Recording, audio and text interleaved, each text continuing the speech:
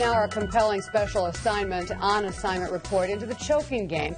Now we examine warning signs and the lack of information. Joined again by 12 News' Christina Palladino. And Christina, you met 5 different families, all with very similar stories. I did, Craig. And one of the moms organized a meeting in Racine. The families came from Wauwatosa, Oak Creek, and the Appleton area. The common thread, their sons were looking for a quick high playing an addictive game they thought was safe. The last thing my son said to me before he went upstairs, it was 15 minutes from when I saw Jack last and he went upstairs. He had been smoking pot over the summertime, so we were testing him for pot. He was in counseling because of that, to try and deter that behavior. And the last thing Jack said to me before he went upstairs the day that he did this was, "Go ahead, Mom, test me, I'm not smoking pot." So he knew that it was a way that he could get high and it could not be detected. And exactly we had a very said. similar circumstance happen. I did notice symptoms and signs, but I didn't know about the choking game, like that it was being played these days, or the significance of it, or anything. You know, it was not even on the forefront of my mind. I feel like you're being too hard on him all the time. So I said, oh, it's probably just nothing. And he even made a comment, oh, Mom, it's not what you think. You know, but if I would have known about the red eyes, the headaches, he even had stomach aches. And, you know, I think it was the stress of doing it. And yeah, Mac had stomach aches. He didn't say much about headaches.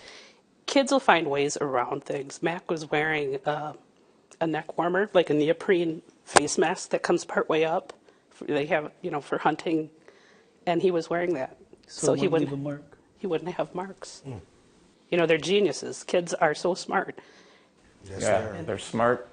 Yeah, but they don't have the consequences, and they don't have their brain dialed into the danger. And, no, and, you know, the thing it hasn't developed yet. The thing I always tell parents when I'm talking about this, or groups when I'm talking about this, is there's 2 things that I've learned. One is many parents don't know about it. And number 2, the kids do know about it. exactly. But they don't know the dangers. Yes. And a lot of parents that do know would think, my kid would never do this. So I won't even have to talk with them because I know that he wouldn't do this. Well, let me tell you, I didn't think my son would ever do this. And if I knew it was an epidemic like it is, we sure in the heck would have had that talk too. Yeah. And we talked about everything. We had an open conversation about all kinds of stuff all the time. And it definitely would have been talked about had I known. And to me, the thing that's really so powerful about this, and I thank you, Gina, for putting this together, is parents can sit and say, look at all these families right in our area. This isn't something that is a one-off kind of thing that you look at the CDC and they say there have been, what, 800 deaths in 10 years? Or 82. That's 82 deaths in 10 years.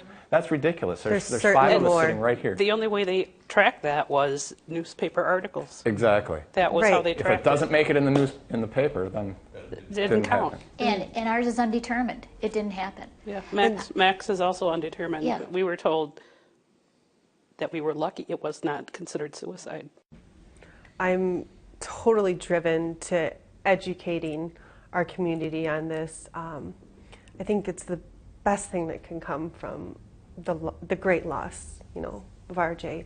And I feel like RJ wants me to stand up for him and to tell him, his friends, you know, I didn't mean to do this. This was something, they talked about it in one of their classes. I won't say which one it was, but his friends came forward and said that they were all talking about it and joking around about it, and that the kids said that they played it on parties. So I want his friends to know that it's not safe. I want the community to know that it's not safe. And kids are dying, and I want the schools to start incorporating it. I think as a group, that is our bond that we have, that it's a sad bond, but that our kids want us to keep going. They want us to say, hey, this has got to stop. They want us to keep fighting to help kids out there. I feel there is no excuse not to have this to any school. The education, the materials out there, they just need to get a hold of it and just go on and protect our kids. You know, when you raise your kids, as soon as they walk out the door, they have to make their own decisions. And that's why you give them the tools to make those right decisions. We all grew up, we took risks. That's part of growing up. but you knew you were doing the risky things. Mm-hmm. The difference here is we never talked to our kid about this. He, just as all of our kids, thought this was a safe enterprise. If I can save one life, it's all my words are worth it. You know, the whole fight's worth it if I can save one kid. And I'm hoping I've saved several, because a lot of people have talked to their kids about this, and I know there's kids playing the choking game now out there, and if you're playing that game, get help. Just like I said, all of us have said we want to educate, we want to raise awareness, we want people to know. I'd like to see standards, I'd like to see statistics, you know, a way to gather statistics, you know, incorporate, you know, with deputies, how to investigate, how, you know, just the whole run of it. I'd like to see the kids not do it. Yeah, amen. I'd like to stop the choking game.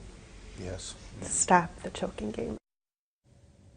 Now, I called the Centers for Disease Control. A spokeswoman told me they do track statistics on choking, but confirm what these parents are upset about. There is no system in place that updates deaths directly from the choking game. The parents told me one key resource for families who want more information is a website called GASP. We have the pamphlet and DVD here. That stands for Games Adolescents Shouldn't Play. We'll have the link for parents on our website, WISN.com. You know, we noticed there in the background, actually, Racine County Medical Examiner Mike Payne kind of listening in on what folks were saying. Yeah, absolutely. He's working on training other medical examiners and investigators who sometimes mistake these deaths for suicide, so he was there as a resource to the group.